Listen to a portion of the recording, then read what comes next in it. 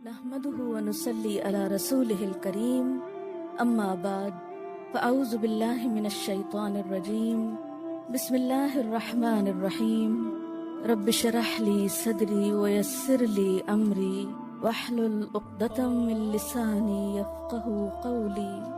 आयतुल कुर्सी क्या है? कुरान पाक की सबसे बड़ी आयत। दरअसल अल्लाह ताला का तारुफ, पीछे मोहब्बत की बात हुई। मोहब्बत उसी चीज से होती है जिसको इंसान अपने से बड़ा समझता है, जिसकी सिफात पर हैरत ज़दा होता है, जो चीज उसको पसंद आ जाती है।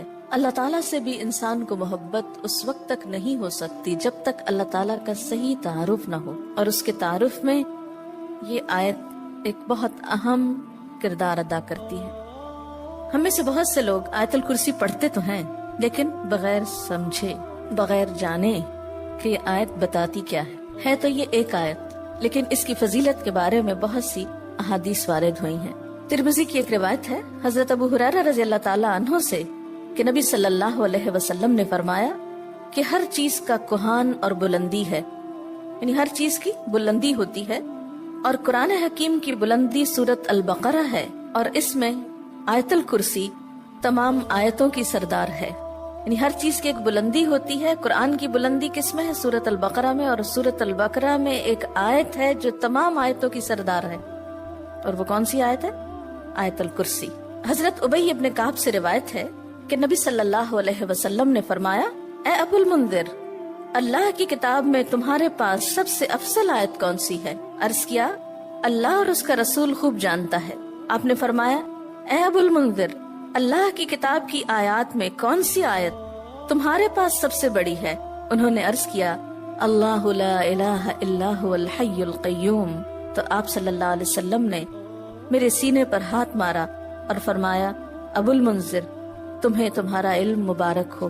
यानी वाकई ये आयत सबसे बड़ी आयत है।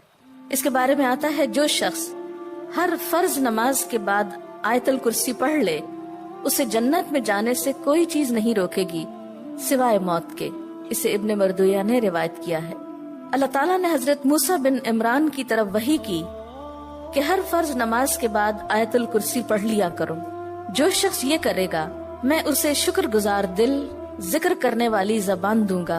इस पर हमेशगी सिर्फ नबियों से होती है, या सिद्दीकों से, या उस बंदे से जिसका दिल मैंने ईमान के लिए आजमा लिया हो, या उसे अपनी राह में शहीद करना चाहता हूँ। यानी इस आयत की पाबंदी हर फर्ज नमाज के बाद अल्लाह के खास बंदों से ही होती है। बस अपने आप को चेक कर लें कि आप उनमें शामिल हैं कि नहीं। क्योंकि हम नमाज में कुछ सोचते रहते हैं, जो ही सलाम फेरते हैं फिर बगैर कुछ सोचे समझे जो सोच रहे होते हैं उसको बयान करने लगते हैं, और ये भूल जाते हैं कि ये वक्त आयतुल कुर्सी पढ़ने का है। लेकिन जब इंसान का दिल अल्लाह की तरफ माइल हो जाता है तो फिर नहीं भूलता। नबी सल्लल्लाहु अलैहि वसल्लम ने ये भी फरमाया कि जिस घर में आयतुल कुर्सी पढ़ी जाए उस घर से शैतान निकल जाता है। इसके बारे में एक रिवायत है जो बुखारी की है, सही हदीस है। हजरत अबू हुरैरा रज़ी अल्लाह ताला अन्हु कहते हैं कि आप सल्लल्लाहु अलैहि वसल्लम ने मुझे सदक़े फितर की हिफाजत और मुकर्रर किया। फितराना जमा हो रहा था और आपने उसकी हिफाजत के लिए उनको एक तरह से चौकीदारी दी। कोई शख्स आया और गल्ला चोरी करने लगा। मैंने उसे पकड़ लिया और कहा, मैं तुझे रसूल अल्लाह सल्लल्लाहु अलैहि वसल्लम के पास ले जाऊंगा। वो कहने लगा, मैं मोहताज हूँ, अयालदार हूँ, सख्त तकलीफ में हूँ। चनाचे मैंने उसे छोड़ दिया। जब सुबह हुई तो आपने मुझसे पूछा, अबू हुरैरा, आज रात तुम्हारे कैदी ने क्या कहा था? मैंने कहा, या रसूल अल्लाह सल्लल्लाहु अलैहि वसल्लम, उसने मोहताजी और अयालदारी का शिकवा किया था। मुझे रहम आया तो मैंने उसे छोड़ दिया। आपने फरमाया, ध्यान रखना, वो झूठा है, वो फिर तुम्हारे पास आएगा। चनाचे अगली रात वो फिर आया और गल्ला उठाने लगा। मैंने उसे पकड़ लिया और कहा, आज तो जरूर मैं तुम्हें नबी सल्लल्लाहु अलैहि वसल्लम के पास ले जाऊंगा। वो कहने लगा, मुझे छोड़ दो, मैं मोहताज हूँ, अयालदार हूँ, आइंदा नहीं आऊंगा। मुझे फिर रहम आ गया और मैंने उसे छोड़ दिया। सुबह हुई तो आप सल्लल्लाहु अलैहि वसल्लम ने मुझसे पूछा, अबू हुरैरा, तुम्हारे कैदी ने क्या किया? मैंने कहा, या रसूल अल्लाह सल्लल्लाहु अलैहि वसल्लम, उसने सख्त मोहताजी और अयालदारी का शिकवा किया। मुझे रहम आ गया तो मैंने उसे छोड़ दिया। आपने फरमाया, ध्यान रखना, वो झूठा है, वो फिर आएगा। चनांचे तीसरी बार मैं ताक में रहा। वो आया और गल्ला समेटने लगा। मैंने कहा, अब तो मैं तुम्हें जरूर आप सल्लल्लाहु अलैहि वसल्लम के पास ले जाऊंगा। अब ये तीसरी बार है। तू हर बार यही कहता है कि फिर न आऊंगा, मगर फिर आता रहा। اس نے کہا مجھے چھوڑ دو، میں تمہیں چند کلمے سکھاتا ہوں جو تمہیں فائدہ دیں گے۔ میں نے کہا وہ کیا ہیں؟ کہنے لگا جب تو سونے لگے تو آیت الکرسی پڑھ لیا کر، اللہ کی طرف سے ایک فرشتہ تیرا نگہبان ہوگا اور صبح تک شیطان تیرے پاس نہ آئے گا۔ صبح ہوئی تو آپ صلی اللہ علیہ وسلم نے مجھ سے پوچھا تیرے قیدی نے آج رات کیا کیا؟ میں نے آپ صلی اللہ علیہ وسلم کو ساری بات بتلا دی تو آپ صلی اللہ علیہ وسلم نے فرمایا اس نے یہ بات سچی کہی حالانکہ وہ جھوٹا ہے۔ پھر آپ نے مجھ سے کہا ابو ہریرہ جانتے ہو 3 راتوں سے کون تمہارے پاس آتا رہا ہے؟ میں نے کہا نہیں۔ آپ صلی اللہ علیہ وسلم نے فرمایا وہ شیطان تھا جو انسانی شکل میں آ رہا تھا۔ اچھا آپ نے دیکھا ہوگا کہ بعض لوگ اس بات کی شکایت کرتے ہیں کہ ان کے پیسے لاکر میں سے اور تالے میں سے چوری ہو جاتے ہیں، ایک ایسی جگہ سے ان کے پیسے چرائے جاتے ہیں کہ جس کی چابی ان کے سوا کسی اور کے پاس نہیں۔ یہ بھی احتمال ہو سکتا ہے کہ اسی قسم کا کوئی شیطان آ کر ایسی حرکت کرتا ہو، تو اس کا حل یہی ہے کہ انسان سونے سے پہلے آیت الکرسی پڑھ کر چاروں طرف پھونک مارے تو پھر حفاظت ہو جاتی۔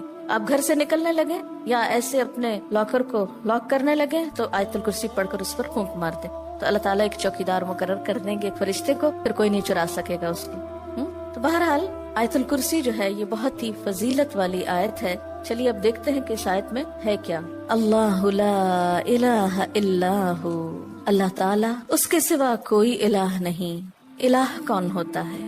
اس کا معنی عام طور پر معبود کیا جاتا ہے، لیکن بنیادی طور پر الہ کا معنی ہوتا ہے خالق، رازق، مالک، حاجت روا، مشکل کشا، عبادت کے لائق۔ ظاہر ہے جس نے پیدا کیا، جو روزی دیتا ہے، وہی مالک ہونے کا حقدار ہے۔ پھر جو ہماری حاجتیں پوری کرتا ہے، جو ہماری مشکلیں آسان کرتا ہے، وہی اس لائق ہے کہ ہم اس کی عبادت بھی کریں۔ تو اللہ لا الہ الا ہو، اللہ تعالیٰ وہی عبادت کے لائق ہے۔ الحی القیوم، زندہ ہے، قائم رہنے والا ہے، دوسروں کو قائم رکھنے والا ہے۔ لا تأخذہ سنۃ ولا نوم، نہ اس کو اونگ آتی ہے اور نہ نیند آتی ہے۔ لہ ما فی السماوات وما فی الارض، اسی کے لیے ہے جو آسمانوں میں ہے اور جو زمین میں۔ من ذا الذی یشفع عندہ الا باذنہ، کون ہے جو اس کے پاس سفارش کر سکے مگر اسی کے اذن سے۔ یعلم ما بین ایدیہم وما خلفہم، وہ جانتا ہے جو ان کے آگے ہے اور جو ان کے پیچھے ہے۔ ولا یحیطون بشیء من علمہ الا بما شاء، اور وہ اس کے علم میں سے کسی چیز کا احاطہ نہیں کر سکتے مگر جو وہ خود چاہے۔ پھر فرمایا وسع کرسیہ السماوات والارض، وسیع ہے اس کی کرسی آسمان و زمین پر۔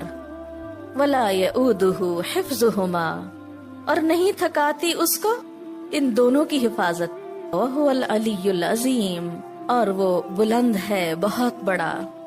یہ ہے اللہ تعالیٰ کا تعارف۔ کیا؟ نمبر 1 اس کے سوا کوئی الہ نہیں، نمبر 2 وہ زندہ ہے، نمبر 3 قائم رہنے والا ہے، قائم رکھنے والا ہے، نمبر 4 اس کو نیند اور اونگ نہیں آتی، نمبر 5 آسمان و زمین کا مالک وہی ہے، نمبر 6 اس کے پاس کسی کی سفارش کام نہ کرے گی مگر اسی کی اجازت کے ساتھ، یعنی سارا اختیار قیامت کے دن اسی کے پاس ہوگا، نمبر 7 انسانوں کے سامنے اور انسانوں کے پیچھے، یعنی ان کا ماضی اور مستقبل سب کا علم وہ رکھتا ہے، نمبر 8 اس کے علم میں سے کوئی کچھ نہیں لے سکتا مگر جتنا وہ چاہے، یعنی اللہ کے علم جیسا علم کسی اور کا نہیں، نمبر 9 اس کی حکومت، قدرت، عظمت، اقتدار یا علم آسمان و زمین پر محیط ہے، چھایا ہوا ہے، اور نمبر 10 ان دونوں کی حفاظت اس کے لیے کچھ مشکل کام نہیں، نمبر 11 وہ بہت بلند، بہت عظیم ہے۔